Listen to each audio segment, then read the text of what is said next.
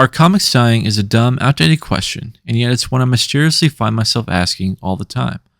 The more I poke and prod it, the clearer it becomes that the question lacks enough specificity or objectivity, leading to an answer which would yield any applicable utility to act upon.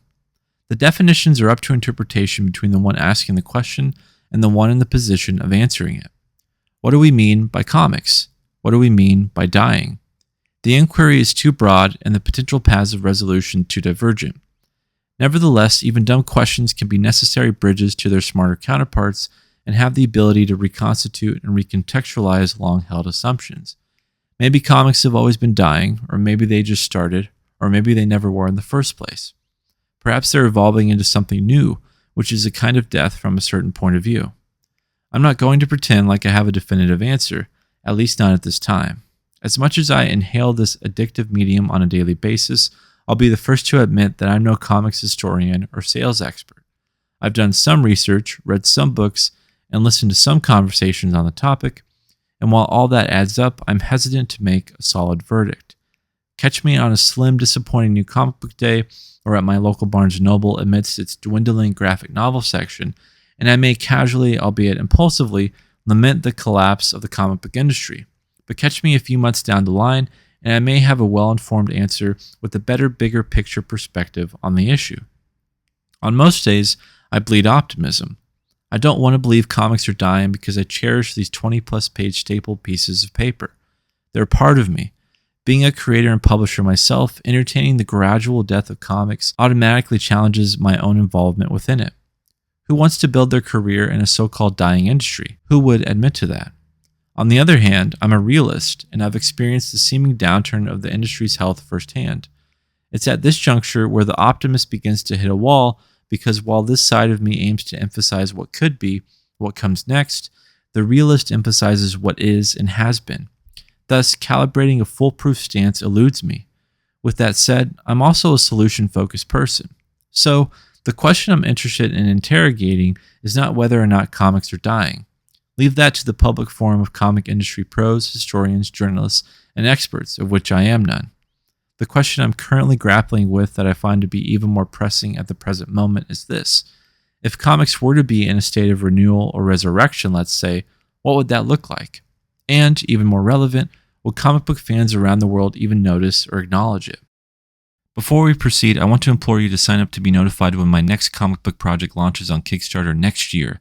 The first 2 volumes of my flagship Supernatural series Seasons will be launching early 2025 in trade paperback format as we prepare for the release and launch of Seasons Volume 3 Fall, which has been years in the making.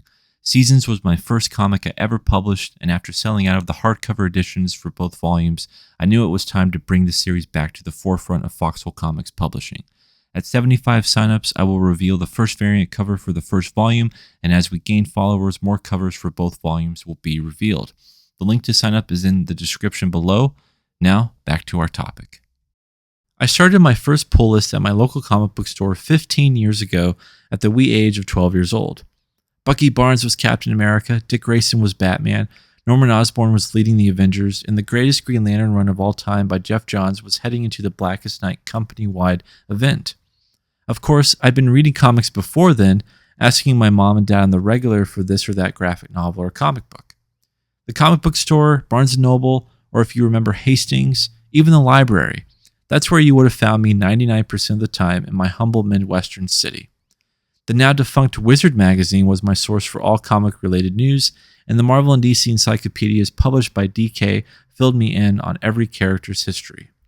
I didn't grow up with internet access until my early teens, something I'm rather thankful for looking back, so Wikipedia didn't exist as far as I was concerned. The magazines and encyclopedic tomes allowed me to bypass having to buy and read every storyline, an impossible venture at 12 with no job or driver's license. This helped me understand how these characters ended up where they currently were at the time. It was the next best thing for all intents and purposes and only fueled my pursuit to hunt down certain issues and character arcs. While I wouldn't say I got into comics blindly on account of these things as well as the early 2000s Marvel films, I did feel like I needed to jump into the world of comics ASAP. I genuinely felt like history was in the making and I was missing out. These respective universes were 2 large separate stories, and my encyclopedias only went so far after all. Comics mattered a lot to me at that age, and my burning enthusiasm carried on through DC's New 52 era and into Rebirth, and well past the Heroic Age and Avengers vs. X-Men event over at Marvel. Fast track to Marvel's 2015 to 2016 Secret Wars event, and a new Marvel Universe is born. While, ironically, my pull has become smaller and my enthusiasm starts to wane, as do my visits to the comic book store. In retrospect, my personal growing disinterest as well as dissatisfaction with the big two, i.e. Marvel and DC Comics, didn't stem from only one missing ingredient in their formula, so to speak, but multiple. The cooks and menus changed at my favorite two restaurants, for lack of a better analogy. It sounds arbitrary, but comics just didn't feel, look, or taste the same anymore. I chalk up this deterioration of belief in the direction of Marvel and DC to four critical explanations. 1. The mass exodus of veteran writers and artists from Marvel and DC. 2. The persistence of relaunches and renumberings. 3. The replacement of long-established characters. And finally, the weaponization of social media within the comic book industry. That's a fair amount to unpack, and a lot could be said for the price increases single issues have suffered over time, or the overabundance of events and event tie-ins that flooded the stands year after year as well. I'm aware there's no shortage of opinions, some rather ill-informed, on why the industry is where it is today, so we'll just have to add mine to the rising pile. However, I'm spotlighting these four because they are the precise culprits that negatively impacted my personal buying decisions for the better part of a decade. Multi-year runs were ending and falling by the wayside as these same familiar creators who gained the trust of thousands of readers, including myself, were no longer interested in slaving away on IP that wasn't their own. For minimal reward and incentive, I don't blame them. Continuity was being thrown out the window on a regular basis as universes were being destroyed, rebooted, and destroyed all over again, and as characters were being killed, revived, and killed off again. Have you picked up Avengers number 1? Oh wait, which Avengers number 1? I think there's 10 of those out there in the wild now. During this period of time, Steve Rogers was hailing Hydra in a complex but confusing storyline. The Marvel heroes were engaged in a second civil war. Jane Foster was fighting her own cancer diagnosis as Thor. The X-Men were divided into red, blue, gold, and black teams. Tony Stark was handing over the stage to an unknown teenager. Amadeus Cho was the Hulk poster boy. The Inhumans were important until they weren't. The original Ultimate Universe was destroyed, and the Fantastic Four title wasn't published for 3 consecutive years. I haven't even begun to mention the DC side of the coin, and despite their best efforts to reignite and fan the flames with their Rebirth initiative, there ended up being no singular vision for the universe that had any transformative staying power.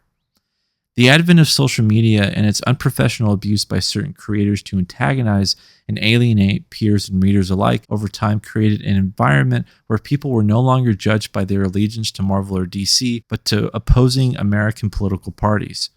Comics were no longer a mouthpiece for creativity, but for ideology. And it hit all at once. The last 8 to 10 years of comic book publishing resembles that of a space vessel that took off on a self-important experimental mission, then ran into some heavy debris during its long journey while under the authority of inexperienced and incompetent management and pilots, but is now currently in the process of an alarmingly slow and fragile landing, with what remains its passengers bringing back undiscovered knowledge and resources to the populace. The kicker is that the populace never wanted the ship to leave in the first place. They never wanted their tax dollars to fund that mission. All the essential knowledge and resources were right at their fingertips, right under their noses and the ground beneath their feet, which was to just hire the best talent and tell the best stories.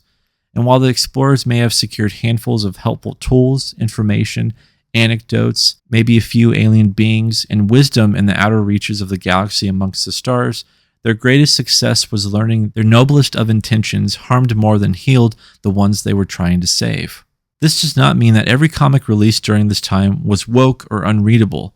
That's a ludicrous insinuation. I would know. I lived through it and visited my LCS every month. I never stopped reading comics, although titles I'd been reading and collecting for half a decade disappeared from my monthly pool. 10 to 12 titles slimmed down to 3 to 5. And as silly as it may sound, abandoning these characters kind of made me sad. But this change of heart gave me reason to branch out and pick up more indie crowdfunded titles. My disposable income needed somewhere to go, and if the creators whose work I enjoyed at the big two were migrating to the independent space, I was going to follow. The surge of established creators embracing creator-owned ventures in the last 5 years is reminiscent of the image revolution of the 90s, just devoid of the headline-worthy dramatic exit that transpired. Most, if not all, successful independent creators became popular because of Marvel and DC, not in spite of them. I think we forget that all too often when engaging in these conversations. Like so many others, before I became a comic book creator, I was a reader. But unlike many other creators nowadays, I was and still am a reader. As I stated, I never stopped buying new comics on the stands. The number of new comics I bought just decreased. It's unrealistic to expect the comic book industry to be firing on all cylinders every week, every month, every year. There will be and have been periods of feast and famine. It's the nature of the business. To the degree and length at which readers are starving or are full is what makes all the difference when all is said and done. Superstar comic book creator Mark Millar has noted on his podcast Miller Time, while conversing with other legends in the industry, the rate at which there's a comic boom and how it occurs every 20 years or so. We had the Marvel age of the 60s, the British invasion of the 80s, and the creator-owned era of the 90s and 2000s. So, where does the mainstream comic book industry find itself in the 2020s? What's the next evolution? What's the next death and rebirth? If it sounds like I'm overgeneralizing the encapsulation of the entire industry to Marvel and DC alone, there's an obvious reason for doing so. Their success will determine the success of the entire industry. I truly hold to the proposition that if Marvel and DC are healthy, indies and other smaller publishers in the direct market will be healthy or healthier. If Marvel and DC are healthy, your LCS will be healthy or healthier. If Marvel and DC are healthy, comics as a whole will be healthier.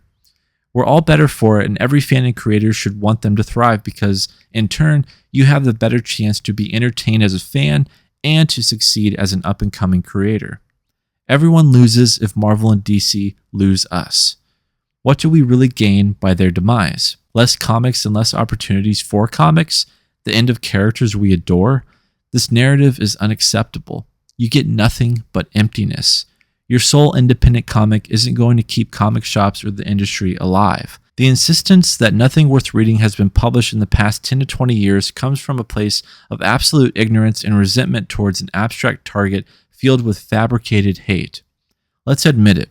It's fun to hate things for clicks now. People like to hate things, and hate is actively becoming a unifying umbrella directed towards what people claim they used to love. There's a fine line that gets crossed when lapsed fans and lapsed readers carry on in these discussions as criticism of the work becomes criticism of the writer or artist as a human being. I'll gladly talk with you about your opinions regarding storytelling, composition, dialogue, and the other technical inner workings of what makes or breaks a comic book, but once the name-calling and personal insults start, we're no longer on the same page. As a business or someone representing a business, whether it's your own or not, once you start sacrificing professionalism for the sake of bad taste, gotcha moments, you've compromised and forfeited a sense of trust and good faith. You've become that friend that no one wants to be around because all they do is talk about how shitty their job or relationship or life is. The mature response to a breakup is not to complain about your ex to everyone who will lend an ear, but to wish them well or let it go in your own time. There was a reason you chose them in the first place, so maybe some self-reflection is in order. But hey, makeup sex isn't all that bad too. There's something in the air. The taste, look, and feel I was longing for is returning. As 2025 approaches, I feel we're on the cusp of a new era for the comic book industry filled with promise. The planets are aligning, the table is set, and yet I'm afraid many are going to miss it or refuse to acknowledge it. Don't you feel it? Peter Parker and Mary Jane are married, for God's sake. J. Michael Straczynski returned to Marvel for an excellent year-and-a-half run on Captain America after leaving comics for many years. Jeff Lemire is writing the JSA. Jim Lee and Jeff Loeb are returning to Batman. The Absolute DC Universe just launched to stratospheric sales and success. DC's All-In initiative is paving way for new creative teams and titles like Jeremy Adams on Aquaman, a title we haven't seen in years as well. The Energon universe over at Image and Skybound is taking the industry by storm, putting Transformers and G.I. Joe comics on the map in a big way. Names I've missed seeing like Jeff Johns, Gary Frank, Jason Fabok, Ivan Reis, Brian Hitch, Francis Manapul, and others are back on the covers of books, and these creators are making everyone else in the industry look bad with their Ghost Machine line. Smaller publishers like Mad Cave Studios and Dynamite are investing in golden age properties like Flash Gordon, Space Ghost, The Phantom, and more. Quality is returning to the comic book industry like a towering wave about to crash with fury. Comic book readers are so used to frowning that they forgot how to smile. If you couldn't tell, I haven't been this excited about the future of comics in a long time. There's so much coming out that I'm having to constantly choose to say no instead of having scant reasons to say yes. My pull list is finally getting longer, not shorter. Comics can be exciting again, but they don't have to be because they already are exciting again. Let's maintain that excitement. We're in the midst of massive potential, and half the time we don't even notice. I feel like the oddball in the group when I have something positive to say because there's this unspoken rule that everything popular or mainstream has to be terrible or is somehow destructive to the fabric of American society. I get it. I too care a little too much sometimes. I'm aware of the missed opportunities. I don't like seeing characters become self-inserts or political stand-ins. And yes, I've read some painfully atrocious comics in my day. These books are better left forgotten where they belong, not splattered all over my feeds. For an industry that has supposedly been dying for a number of decades, death doesn't look all that bad. In fact, it's more like a resurrection is underway. Don't be like those disciples on the Emmaus Road who didn't recognize their risen Savior when Jesus was right there walking and talking with them. They were so fixated on the crucifixion that they missed out on what was supposed to be a celebration.